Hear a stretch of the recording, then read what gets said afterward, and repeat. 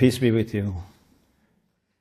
In the name of God, the compassionate, the merciful, I am very grateful to God for being together and for having this session.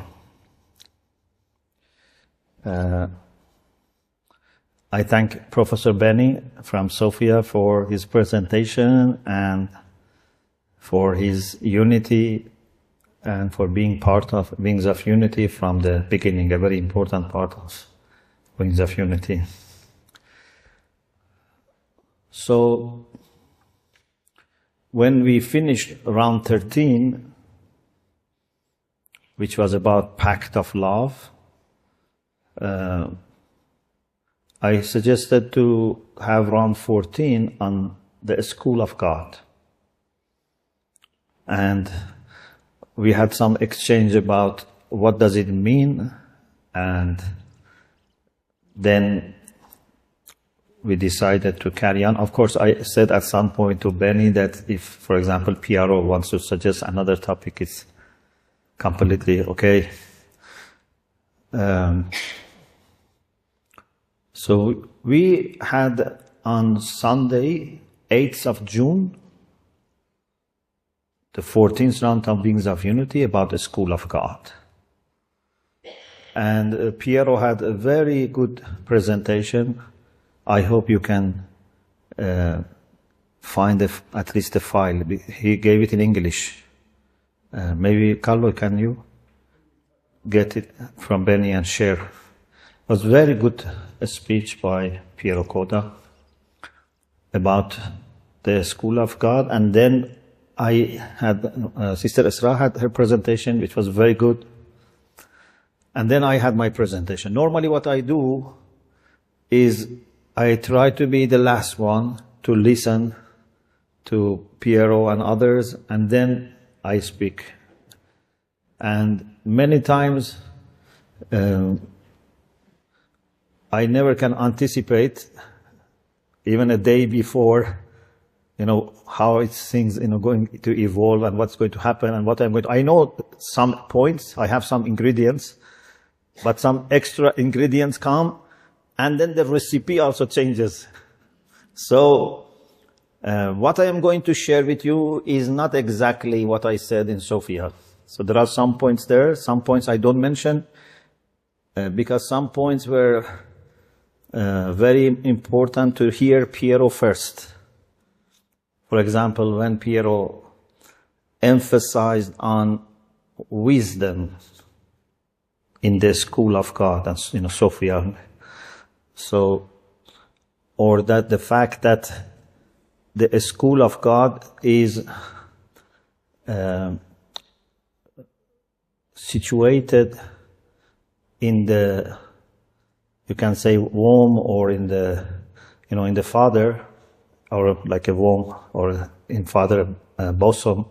So, I said something from Islamic perspective relating to that, but I now try to say it in the way that suits our week of unity here, but the core message, especially the final part, is the same. But I pray to God to help me to deliver it and guide me further. And I especially requested to have this session, and I asked Amata if there can be a moment that our Focolare brothers and sisters who are here, maybe some of them don't take part in all the sessions, but if they can be present for this session, because this is very much related to what Mariapolis Piero is about, or, all other Mariapolis, to be a school of God.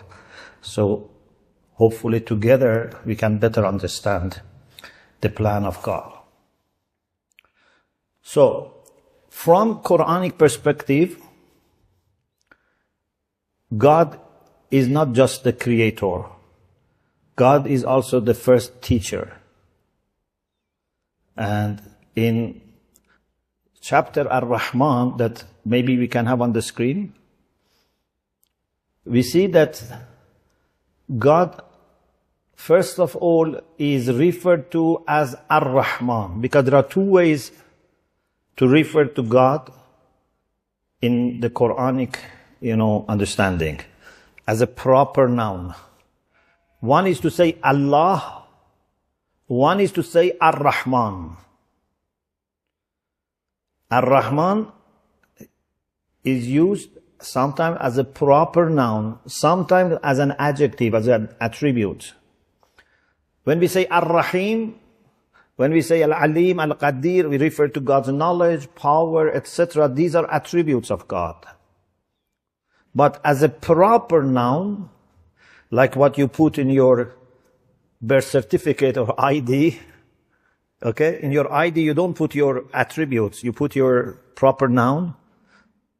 We have two for God. One is Allah, one is Ar-Rahman. And Ar-Rahman comes from the root mercy, Rahmah. And it's very interesting that among all different qualities of God, His proper noun is taken from the root of mercy. And Rahim, which is the womb of the mother or ladies, comes from the same root. Rahim.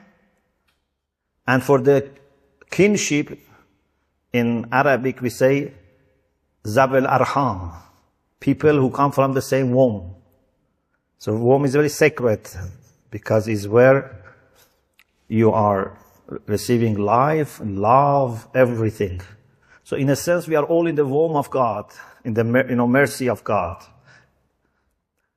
So in this chapter, which is called Ar-Rahman, God says, Ar-Rahman allama al-Quran. Is it on the screen? خلق الإنسان علمه البيان. God, who is introduced as Ar-Rahman, has done several things. Of course, He has done many things, but several are mentioned here. The first is taught the scripture. The second is created mankind. And the third is taught how to communicate. If you want to go by chronological order, maybe you should first say God created mankind and then taught the scripture and communication. Or even communication can come before teaching the scripture. But this is not by chronological order, this is by significance. God taught the book, the scripture. Had it not been that God had the plan of teaching us and guiding us through His words, maybe He would not have created us. Because God does not have any creature unless He has a plan for its guidance. Moses was asked by Pharaoh, when he went with Aaron to Pharaoh, who is your Lord? Man Rabbukuma ya Musa. Oh Moses, who is your Lord? Because Pharaoh was claiming to be the Lord. Moses said, Rabbuna alladhi a'ta kulla shay'an khalqahu thumma hada. Our Lord is the one that gave everything its due creation and then guided it.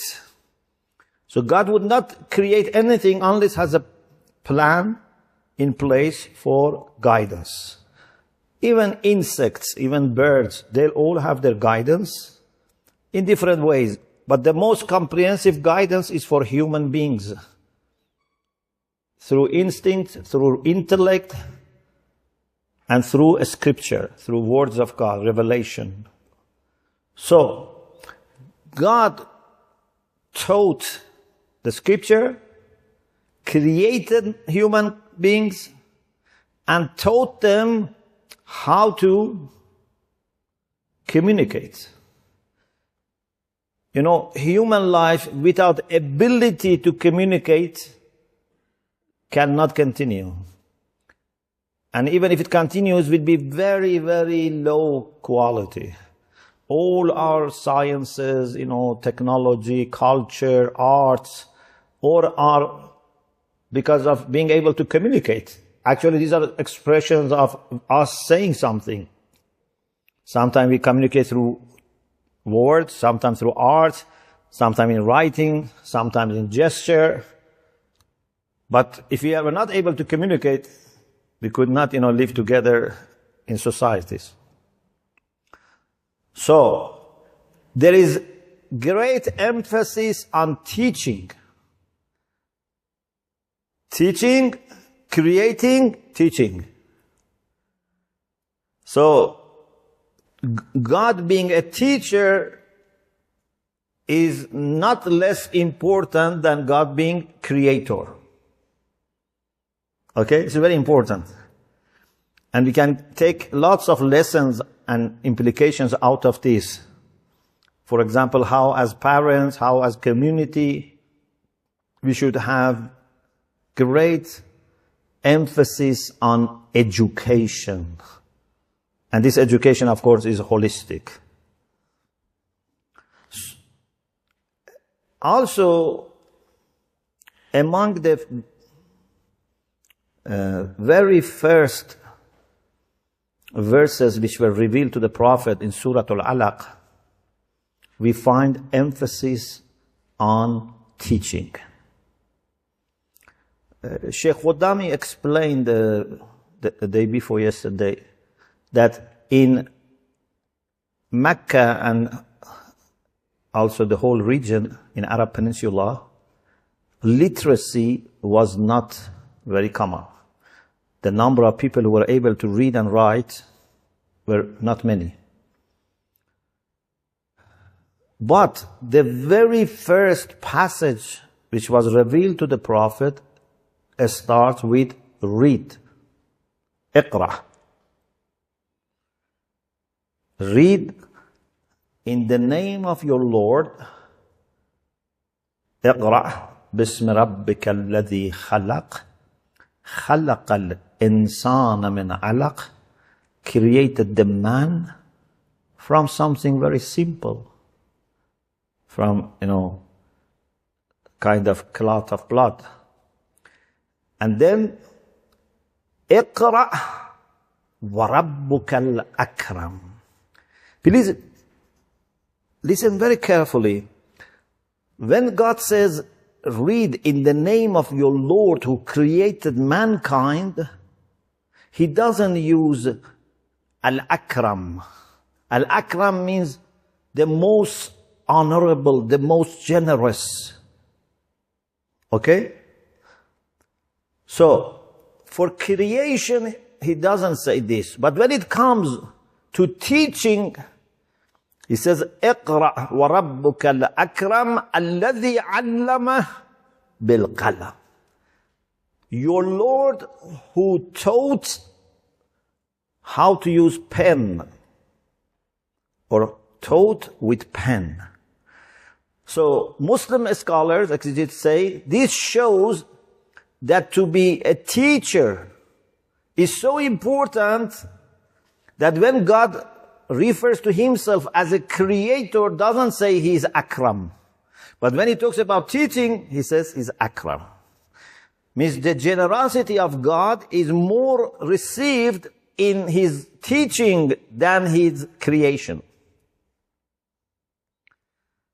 From this you can imply that our spiritual fathers, our teachers who teach us how to be a better person, to be a better servant of God, have greater rights upon us than our biological fathers. Yeah, who important is a biological father only or a spiritual father? A spiritual father is more important. Sometimes, of course, our biological fathers are our first spiritual teachers as well. But imagine if someone gives you, birth, father, mother gave you birth, and they disappear. And there is someone who is teaching you, guiding you, upbringing you. Which one is more important? Certainly the second is more important. So, God is introduced in the Quran in a very clear, strong way as a teacher. And his teaching includes how to write, how to communicate, how to understand everything that we need for our salvation, for our happiness in this world and the hereafter. But what is amazing is that when we go further in Islamic theology, we realize that actually creation and teaching are not separable from each other. Those who are not very well trained theologically, they think God created us, and then creation finishes, and then he guides us, or he maintains us, he gives us sustenance, material sustenance, spiritual sustenance, etc. So they think creation finishes by birth or by ensoulment of embryo. But the reality is that creation is another side of the same coin. God's sustenance and guidance are also through creation, because God is creating us in an ongoing process. Still we are being created by God. In every moment we are created by God. God does not create us and throw us in this world and then says, okay, now I just send you food, or I send you, teaching. We are never separated from God. It's like a river. You think this river is fixed, but it's an ongoing flow of water. You never see the same water twice. Yeah? If you look at the one point, it's always new water. We are continuously being created by God. In my lecture about union with God and what grows it, I said that we all come from God. All human beings come from God. We have perfect origin. But when we say we come from God, it doesn't mean at the time of birth or few months before when my soul was created. We all come from God in every moment. So, creation and teaching are two sides of the same coin, and they go hand in hand. Therefore, this world, this universe, not only is where God shows his creativity to us, but is also the school of God. The whole world is for educating us. Everything in this world is giving you lessons from God if you are able to tune into this curriculum. So, when you open your eyes as a child, and even before that, but to make it more simple, I say, at least because even when you are in the womb of mother, God is guiding and teaching you. There are many things that an embryo understands. But more obviously, when we are born and we look around, we start learning. God is teaching us. Till we die, God is always teaching us. We may think a religious school is where you register and there are staffs and teachers and curriculum, classrooms, books, etc. Yes, that is a formal school. Otherwise, the whole world is a school. The whole world is a place for learning and sharing. And if we are wise, actually, in our day-to-day life, we learn more than in the classroom. Yeah? Our prophets didn't go to any school. He didn't have any formal education for a purpose that God had, to stop people later saying that he has received his information from teachers, human teachers. But it doesn't mean that he was not in the school of God. He was 40 years in the school of God. He was reflecting, meditating in Mecca or going to the cave during the trips. So, God's education is not limited to any time or any space. God's education sometimes comes through people that you know and love. Sometimes people that you know and maybe don't love. Sometimes from people that you don't know. From any source it's possible to be receiving education from God. If I am wise, even my enemies can teach me. Maybe without them knowing or even wanting. Maybe my enemies don't want me to learn something good. But I can learn from God through them. If there is a catastrophe, still I can learn many things through this catastrophe. Maybe Kiara, if it was not during the war, an experience of war, maybe this idea of unity and love would not have come to her so strongly, at least. Or maybe not at all. Who knows? So sometimes a tragedy, a catastrophe can teach you. Our prophet lost his father before birth. He was an orphan. Soon he lost his mother. And then he was under care of his grandfather, who also died soon. And then his uncle. So, he was an orphan.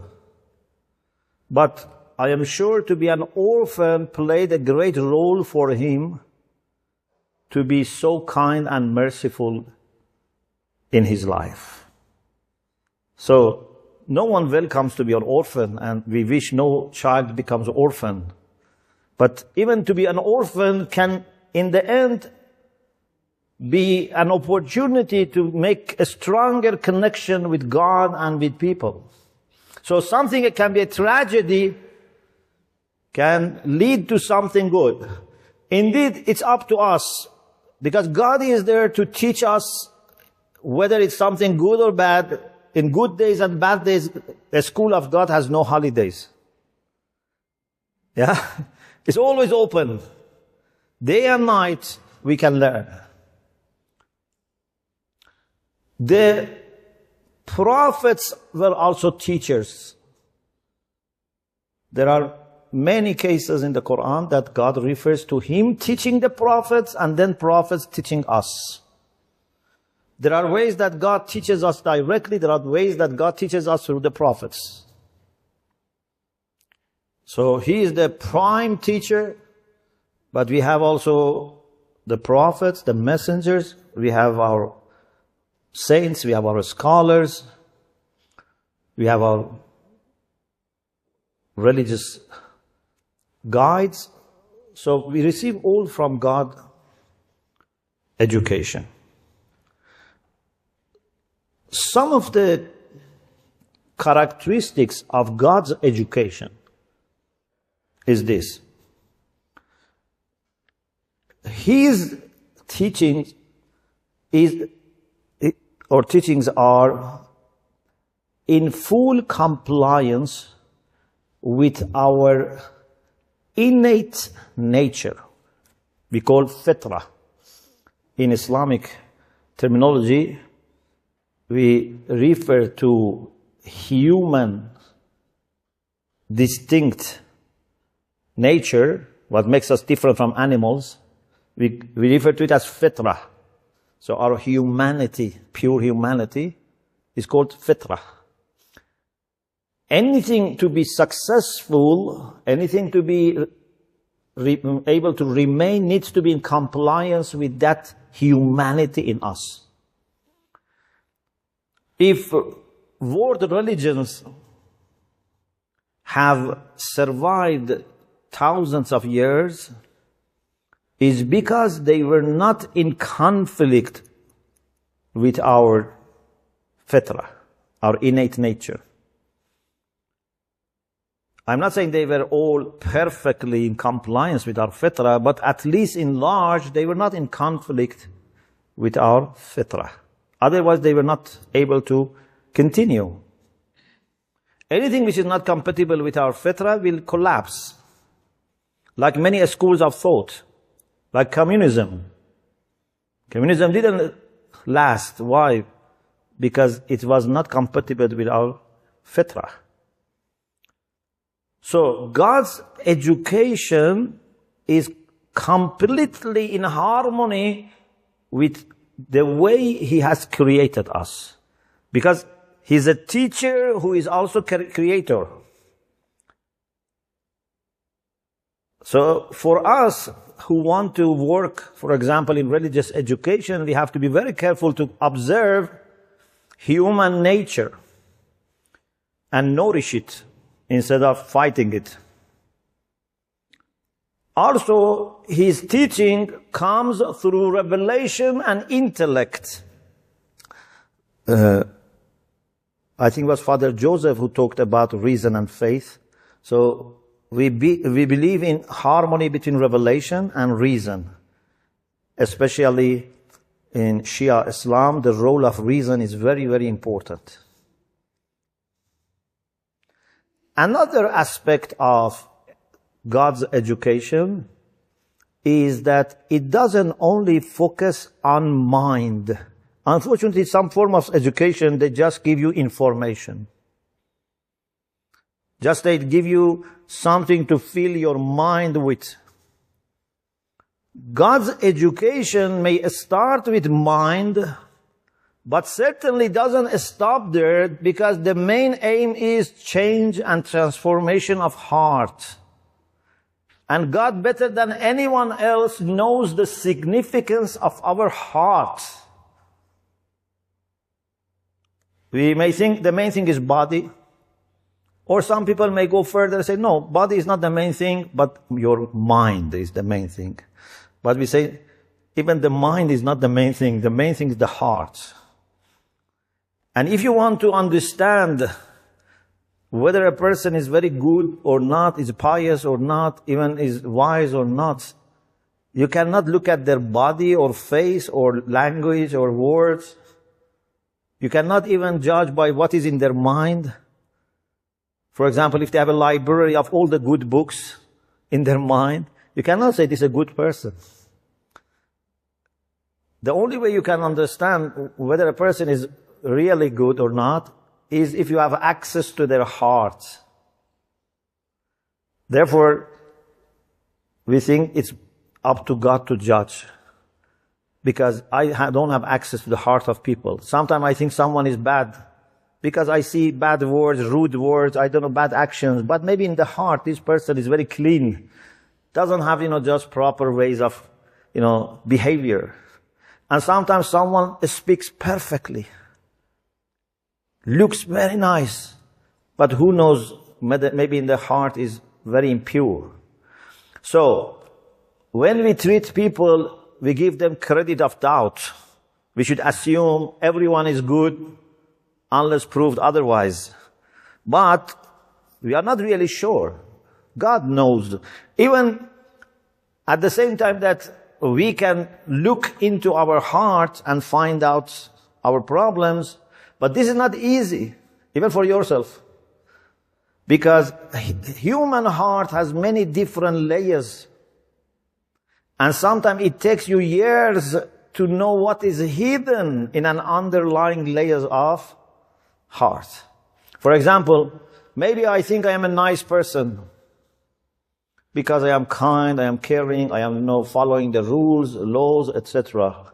But if a war happens, if there is shortage of food, maybe now I act differently. Now I become selfish. I want to have lots of food in my home. When there was no war, I was generous.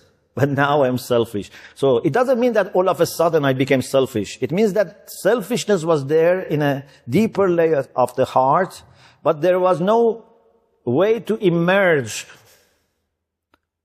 When I am troubled, it triggers that and it comes out. You see, many times, for example, people drive very nicely. But if there is no electricity, for example, no power, there is no, light on the crossroad, and it's very hot, they have no AC, then how do they drive? The same people that used to drive very nicely, now, you see, they, drive very differently. Not everyone, but many people. So sometimes I use this example, our heart is like a pond, a pool, okay? When it's left for many days, all the dirt go down. And you see clean water. But if someone steers from the bottom this pond, you see it becomes muddy. Many of us are like this. When there is crisis, you can see the true face of people. So, in God's education, heart is the center of attention. And this is why then ethics and spirituality become more important than teaching physics and maths, or than even teaching doctrines. Teaching doctrines is a way to purify your heart, but if you stop at learning the doctrines and reviewing and memorizing and even repeating 100 times, but not letting it change your heart, so it's not making you a better person. Sometimes actually knowing more without acting makes you worse. We believe knowledge is the greatest veil between us and God. Knowledge which can take us towards God has the potential of distracting us from God more than anything else. So I can be even teaching spirituality and mysticism. I can write books on spirituality and mysticism, but it doesn't mean that I'm a spiritual person. Sometimes I'm just, enjoying talking about this, teaching this, but I'm not working on my own heart. Therefore, the Quran, in chapter The Sun, swears 11 times. 11 times God swears. And then he says, قَدْ أَفْلَحَ مَنْ زَكَّاهَا وَقَدْ خَابَ مَنْ دَسَّاهَا. The one who has purified the soul is successful. The one who has not taken care of his or her soul is going to be disappointed. So, the focus of education must be on change of the heart, on becoming a better person, not someone with more information. Therefore, formation is more important than giving information. One of the things that I admire about Focolare spirituality, and I said to our Shia brothers and sisters, is their formation. If you had first-class universities in the world, that tens of or hundreds of thousands of people go and get different certificates, it was not that important for me. When I see that you can have this beautiful formation, that wherever I travel in the world, I find the same spirit of love and unity. So formation of the movement, I think, is very, very important part of the movement. And if this formation was not there, there was no consistency. And few years after the demise of Chiara, the movement would have collapsed. So formation is very important, because formation is holistic and would not be ending unless you are sure something has happened in the heart. Till the heart is transformed, formation should not stop. And even when the heart is transformed, the formation should continue because we have tendency to go back. No one is free from need for being reminded and reminded. We need all go to formation. Maybe you are 20 years in the movement, maybe you are formator, but you yourself need formation. Formation never stops. We all need to go through formation. Maybe in different levels, maybe in different ways, maybe shorter, but till we die, we need always formation. Another aspect of God's education is it gives you tranquility. One of the best signs of seeing whether someone is a graduate of some levels, because this has no end, but at least you have completed some levels and graduated from some levels of God's education, is tranquility and peace in the heart. Heart has to be transformed, but one sign, one fruit of transformation of the heart is peace, serenity, tranquility. You can find who are closer to God by seeing how tranquil they are, how peaceful they are. And of course, this can be more obvious in the times of turbulence. Yeah? When we are having birthday party, you cannot check the tranquility of people. Yeah? Because everyone is happy, we are going to eat cake and, enjoy ourselves. When there is conflict, when there is war, when there is tension, when there is a scarcity of resources, when there is misunderstanding, then tranquility and lacking tranquility can be tested. Unfortunately now, even when we are having, parties, we lack tranquility. Even in parties we can fight, But still you can manage to look nice and peaceful when there's a party. But if you have dispute with someone, with your neighbor, with your spouse, I don't know, etc., to remain peaceful and tranquil is very difficult. But that is the sign of making some progress in God's education. And then, a very important aspect of this transformation of the heart and gaining inner peace is that you can then remain in peace with others and establish peace outside. Any man or woman who has studied in the school of God, who has been trained in the school of God, would be building peace, would offering love to others. God says to the Prophet, فَبِمَا رَحْمَةٍ مِّنَ اللَّهِ لِنْتَ لَهُمْ. Because of you receiving mercy from God, you have become very gentle and lenient with them. Before Islam, the people in that society were looking at mercy and kindness and love as a weakness.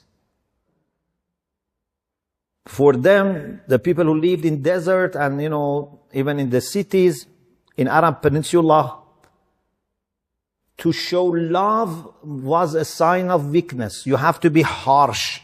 Even nowadays, some people teach this. They say if you want to protect yourself, try to be very harsh and strong, because if you are humble, people take advantage. Unfortunately, in this modern society, sometimes it's like this. If you are a kind staff, then other staff may take advantage of you. If you are a kind student, but this is not godly way. We need to be kind and soft and loving. So once a man saw the Prophet kissing his grandchild, he said, I have, I don't know, 9 or how many children, I have never kissed them. Can you imagine? Someone has children, 9 or more, and he has never kissed them.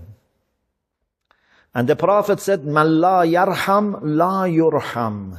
If you don't show love, you will not be shown love. You have to show love to your children, to your wife, husband, in-laws, friends, neighbors.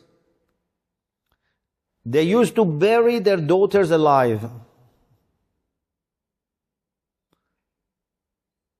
They used to loot and attack. God gave so much of love and mercy to the Prophet that he became rahmatan lil alameen, a mercy for all mankind, not only for Muslims, not only for Arabs, for mankind. And over few years, the Prophet so much pumped love in that society that these people were changed. They were happy to die for each other. There was a battle that some soldiers were injured. And then a person went to give water to one of these injured soldiers. Because when you are injured, you are very also thirsty. He gave some water. He said, "Give it to my brother."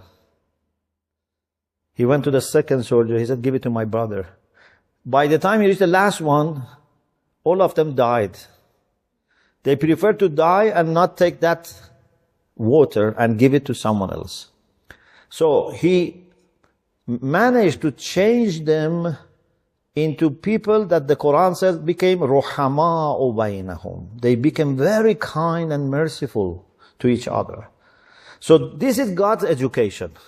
A good teacher, when it goes to a place that there are lots of conflicts and tensions, over years you have to be able to bring love and mercy and forgiving to that people. But if you go to a place and just bring tension or division or suspicion, you are not from a school of God. You are from a school of Satan, because Satan has main task of dividing people and causing hatred among people in his school. And also, one aspect of God's education is that God's education helps everyone to flourish. We need to help people to realize their talents. Although we all have common talents, but every human being is unique. Even siblings may not have the same talents. It is the job of the educators to help people to discover their talents and flourish them. God has complete plan in his education, in his system, in his school, for every person to become the best version of himself or herself. His plan for every person is unique. Although there are common elements, God's plan for you and God's plan for me can have lots of common elements, but they are not the same. Every person has a unique, comprehensive plan, and if we listen to God, then God will take us to the best potentials that we have. So, these are some aspects and characteristics of God's education. Now, I want to move to the second part of my talk, now it's about Muslim and Christianity. If we Muslims and Christians follow God in his way of educating us, by appreciating our common humanity, our fitrah, number one. Do we have common humanity or not? We have, certainly we have. If we Christians and Muslims appreciate gift of intellect, which is common. Number two. If we Muslims and Christians Make God the center of our attention, decisions, actions. Number 3.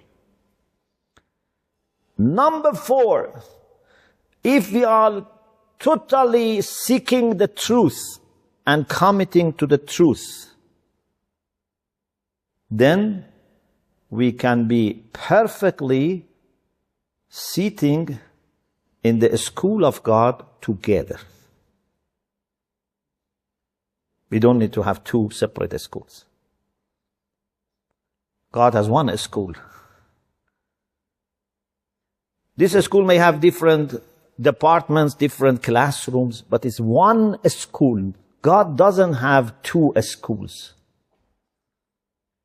This is our mistake, that we think every religion is a separate school of God.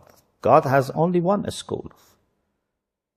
But now, within the school of God, unfortunately, people claim independence.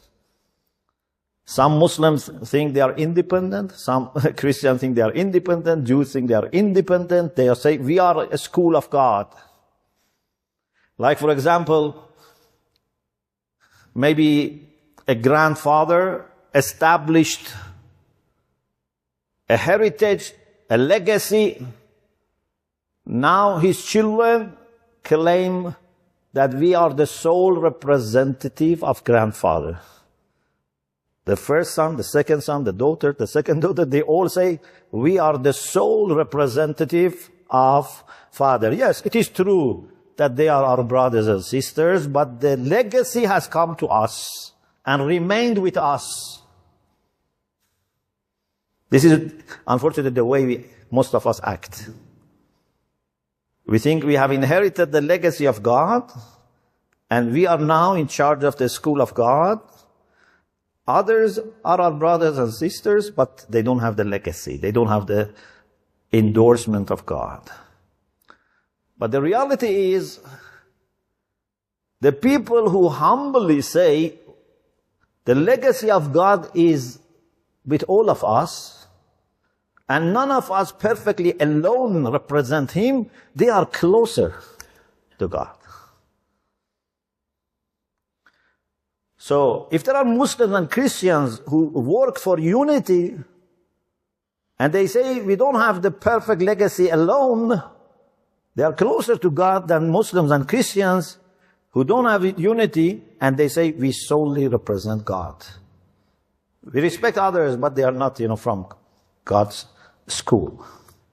So, if we have humanity and intellect and God and truth at the center of our system, our school, then we can have all fellowship in the school of God. Now, coming to our experience of Wings of Unity. So, I think we were all somehow in the school of God. Focolare, they did their best to listen to God. I'm not saying perfectly they were successful. I don't want to flatter you, but I think to a great extent you were successful. No human being is ever perfectly successful, and we should never, be pleased and satisfied with what we have made. But I as a Muslim see that you have been very much formed by God, because the signs that I mentioned, I saw in you. And we also have tried, maybe we were not very successful, we have tried also to act according to the will of God. We try to be rational, we try to be truthful, we try to see good things in others, we try to appreciate our common humanity, we try to be really God-centered, we tried. So, we were trained in the school of God, which is all over the world, in our own traditions, without knowing each other. But we were all in the school of God, because no one has this understanding of unity and love and mercy unless is trained in the school of God. So by looking at people, I can understand where they were educated. Okay? So, we were all in the school of God, maybe different levels. Maybe I was in the primary school, maybe you were in high school, or someone was in university. I'm not saying, I am very advanced. But I think I was in the school of God. You were in the school of God. Then we found each other. And we recognized, without even maybe being able to understand things clearly, and without being able to certainly articulate it, but we realized that there are lots of similarities. There is resonance. One of the turning points was, as I told you before, in February 2015, I told you, we had to stay extra days in Lopiano. And, because my wife's passport was stolen, everything. And those extra days that we didn't want became very beautiful and very helpful in understanding my relation with Focolare and our role in the plan of God. One of the things we did in those extra days, which we didn't have any plan for them because we didn't know we are going to, but then our Focolare brothers and sisters, when they saw we are there, they helped us to do. We visited the house of the priests. Is it Vinmir? Vinarmir in Chisa. So, my wife and I and Paul, we visited, and then when we were going out, one of the priests offered drink. And I said, I shouldn't say no to myself. I said, I welcomed. So we thought just it is going to be a cup of tea, for example, or coffee. But it turned out to be very beautiful conversation. That up to today, I am benefiting from that conversation, which maybe, last half an hour, 1 hour, was very beautiful. And this idea of the school of God came to my mind in that meeting. Although, just when Piero talked about a school of God, just realized it was very important for Chiara. But at that time, we didn't know about what Chiara said about the school of God. So, one of these priests asked me, what is your understanding of Focolare, your experience with Focolare? And then when I tried to explain to him my experience with Focolare, there are some historical facts which, of course, are very clear. When I met first, second, etc. But when I tried to talk about the significance of my relation with Focolare and my understanding of Focolare, I myself understood better. It's amazing that, when you want to explain something with, honesty from your heart, that God gifts you not only the people who listen, but also yourself with better understanding. This is why maybe one of the reasons that in Shia seminaries, our learning and teaching are together. So from the first year I had entered COM, I started also teaching. So now I have been in seminary for decades, but also I have been teaching for decades. Because you learn something and then you teach to someone who is lower. It's very interesting. So anyway, when I was explaining to them, I myself became more aware. I told them, for me, Focolare are,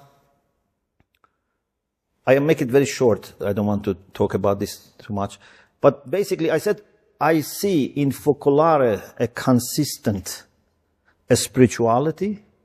I see as if they are one body. The Focolare are like one body. And this is what, in our traditions, it says this is what believers should be. Believers should be like one body. When one part of body has fever, the whole body supports it.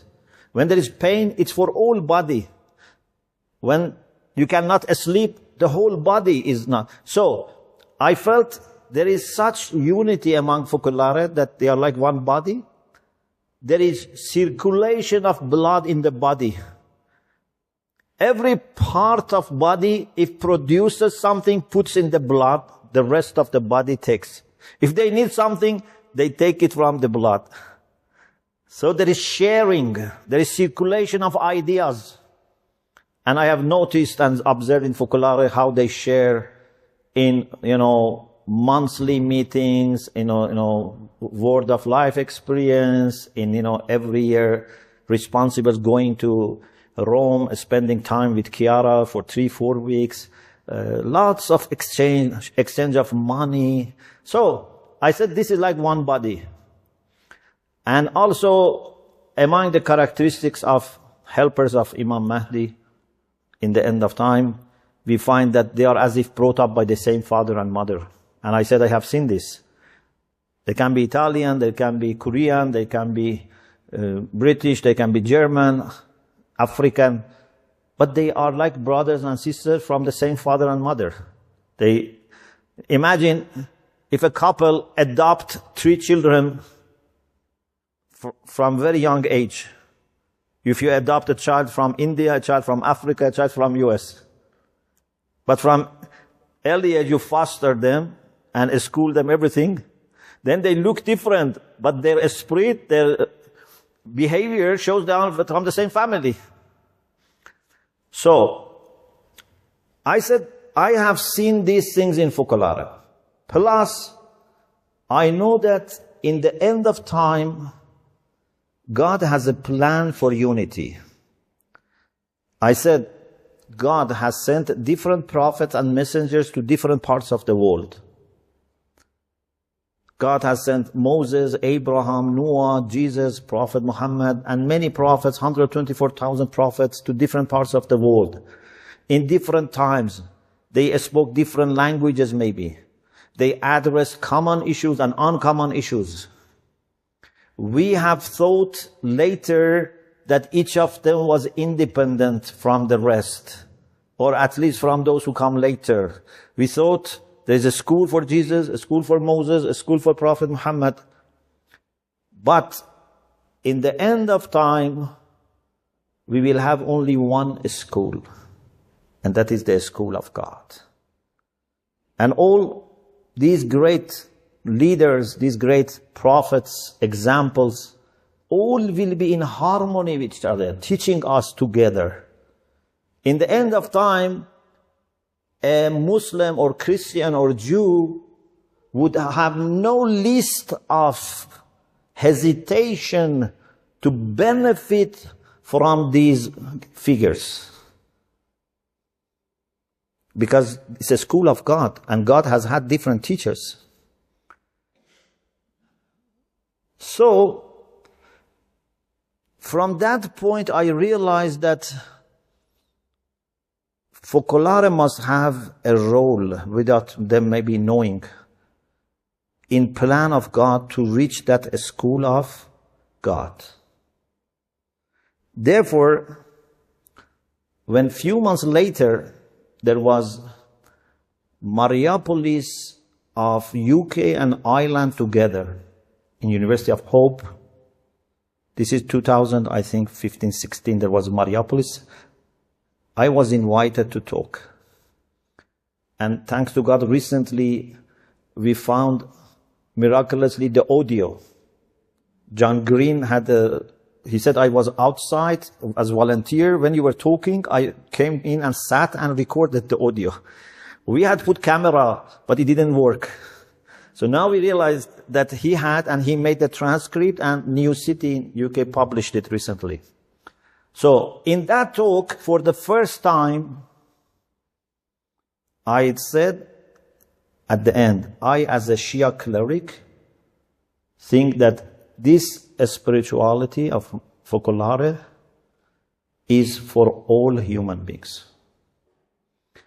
So it took me about 18 years to be confident in saying this. I was never suspicious. I was always friend, good opinion. But I was not ready to declare this. This was a risk-taking. Yeah, but I think when you are confident, you should take the risk. If you have enough evidence, you must take risk. If you don't want to take risk, you will never progress. You will remain stuck. And sometimes even you lose what you have, because there are some decisions that if you take, you can continue. Otherwise, you will collapse. I took that decision, and from that point, I did my best for unity. Okay? Then that was followed by, me going to Lopiano, suggesting to Piero, we talk to each other, Wings of Unity started. All of them started after in my heart, I took that decision of declaring our unity. So, what has happened since then? I summarized it. But this is the most important part of my talk. Because from now, with your help, we want to understand what's next. Okay? So, please be with me as you have been, and with your unity, help me to take this last stage. So, up to that point, we can say that we were brought up and we were, studying in the school of God without knowing each other, without even knowing that we are under the same training. Yeah? I never thought that the same person who is training me is training Piero or Bernie or, my Focolari. Okay? We thought we are in the different seminaries, different institutions, We didn't know, or we didn't pay that much attention that we are in the school of unity in different parts of the world, different traditions, but the same authority, which is God. I think God was training us. And then, when we came to know each other, we tried to introduce the other people who were in this school to our own people. So I have tried to not only talk about Focolare, but take people actually from Iran and then later from all over the world to Lopiano, to Monte, here, to show them Focolare movement, spirituality. I try to send them to Lopiano and Sofia for learning. So, now recognition in the school of God has started between parts that they thought they are not parts of the same system. Like, you have been cousins, but you didn't know that you have such cousins. You thought you are strangers. So, now, without any hesitation, I introduce Focolare to my people. I tell them about their good qualities. I say I am happy, and you should be happy, to learn from their good experiences, good practices. And then, we made this point that any person who is studying with me, who is either studying in person with me or in our online program, Kauthar Learning Circle, which is an online program for the Shia community in the English-speaking part of the world, from US and Canada mostly, but also other parts.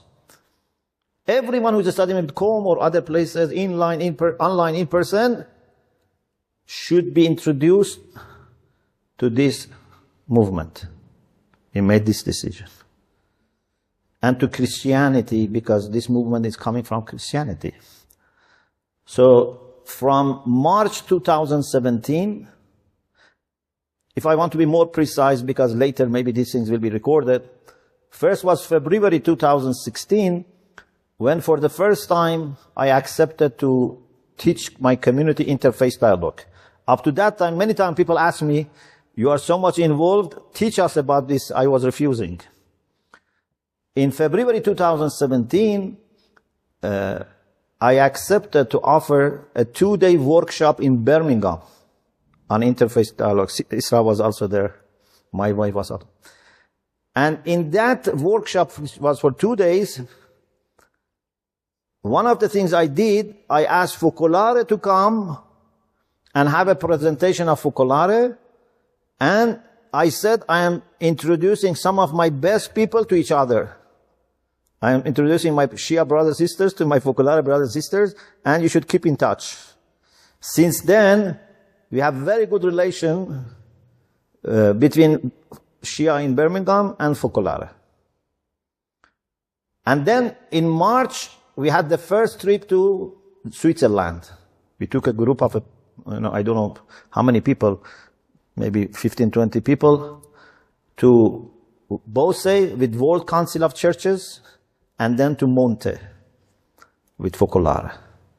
And then Lopiano, then Mariapolis Piero, and we tried to continue. So if we went to Monte and then to Mariapolis Piero, we didn't forget Monte. Every year we tried to go to Monte till it closed. Otherwise we didn't stop. Every year we tried to come here. Every year we tried to go to Lopiano. Regularly we met in Welwyn Garden City in UK. Then we went to Latin America. We went to Mariapolis Geneta, to Mariapolis Leo. God willing, in September we are planning to go to for the second time to Brazil, to Mariapolis Geneta, and then Recife, another Mariapolis. So what has happened is that now it has become part of the formation for every person who studies with me to be introduced to this unity, not only in classroom. Not only I ask, for example, Benny or Roberto, for example, to teach them online, or, I ask Carlo, for example, to go to Com for a month. He was there. But I also bring them out to these Mariapolis centers to see them and also to see our unity. So, we started 3 PhD programs. 2 of them completed in unity, joint supervision. The first one was a Catholic, the second was Shahnaz, the third is Sister Isra. Students are Catholic or Shia, supervision is joint.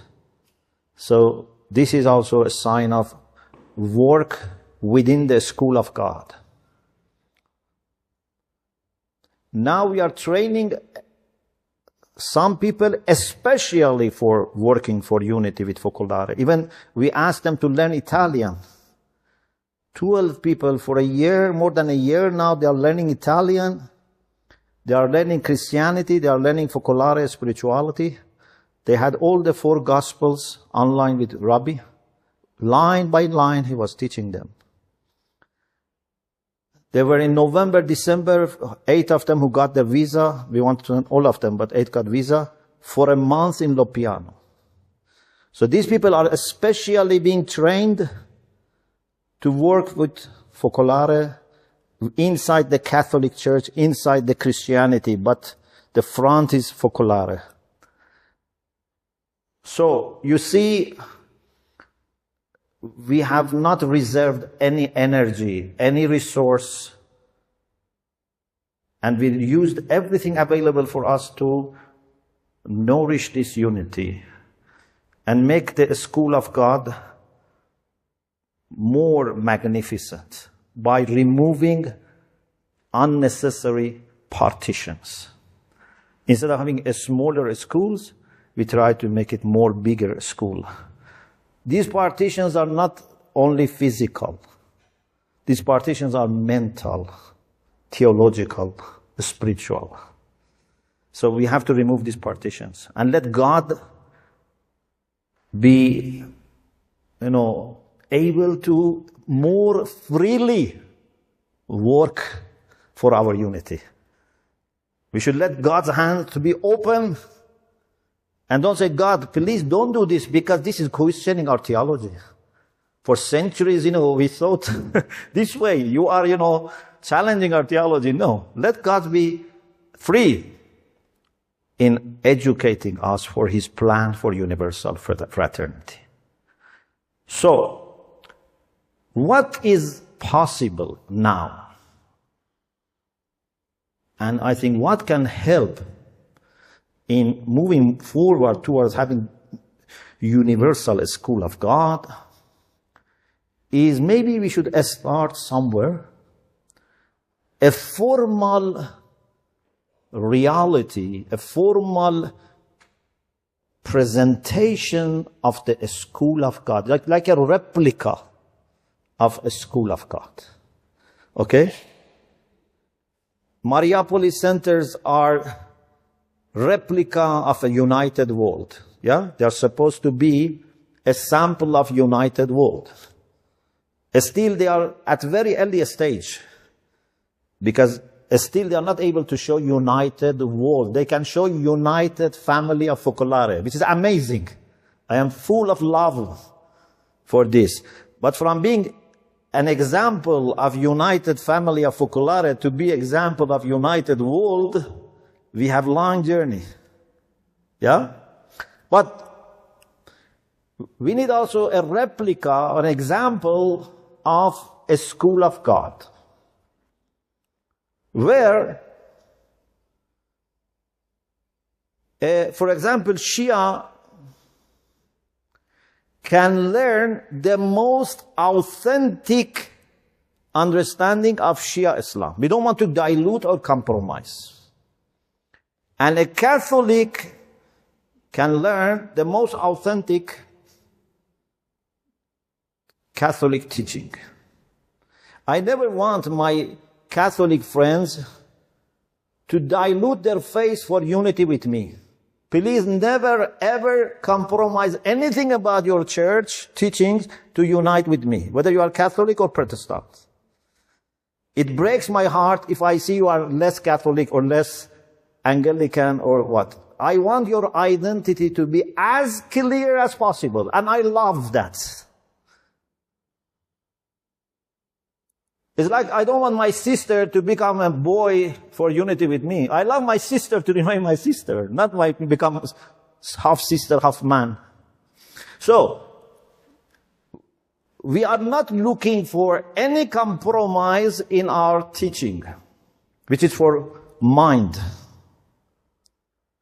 But then, in the same school, we can have lots of common teaching when it comes to heart.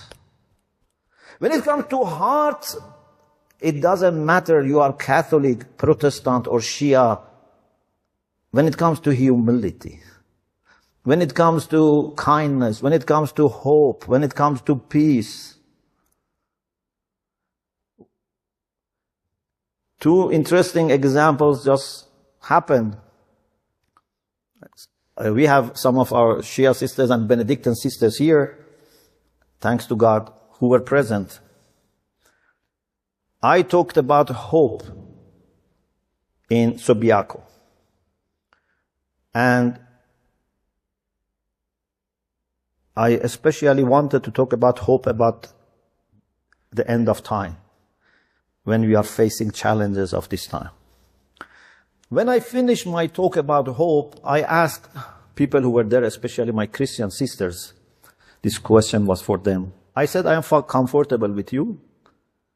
When I talked, did you feel this was a Muslim imam or could be also a priest, a Christian priest saying the same thing? Of course, I mentioned some Quranic references, but my main talk, did you feel, was it always coming to your attention that you are listening to a Muslim imam or it could be a Christian priest?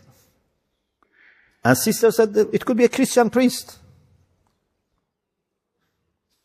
Then Sister Rosa, who is the responsible, the abbess, I didn't know. She was supposed to come, but when I was talking, I didn't notice. So she came through my talk and was for the rest of the talk.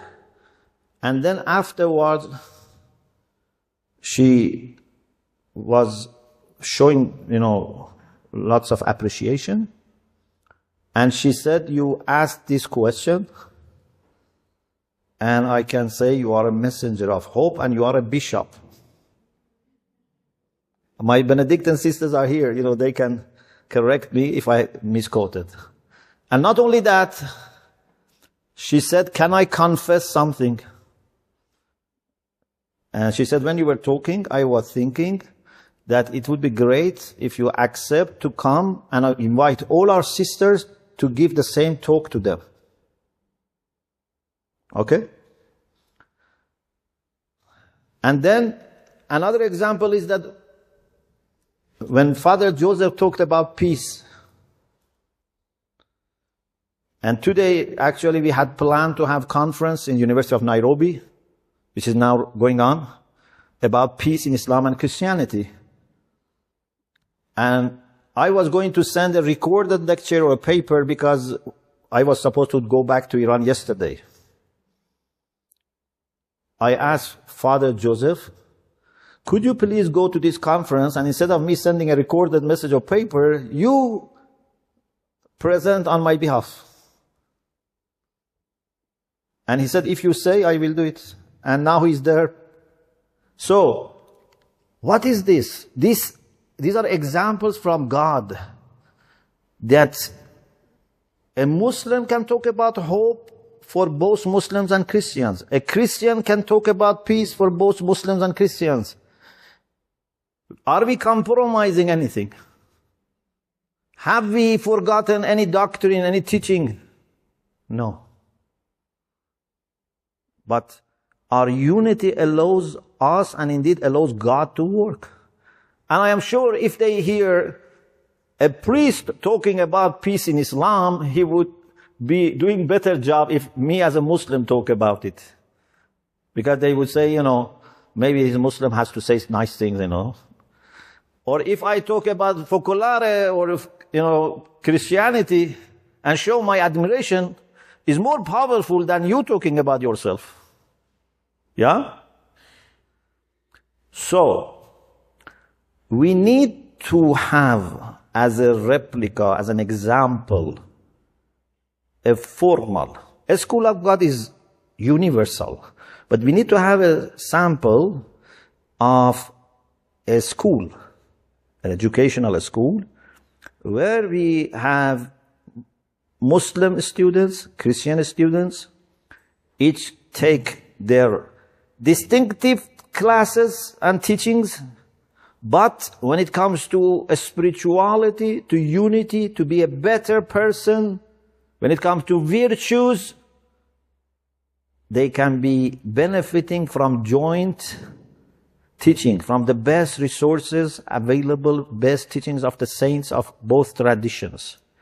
And I can tell you, I may be wrong, but I tell you with thinking. So it's not I am just throwing something out that. I think 80% of our teachings can be common in this school. Because 80% at least is about heart.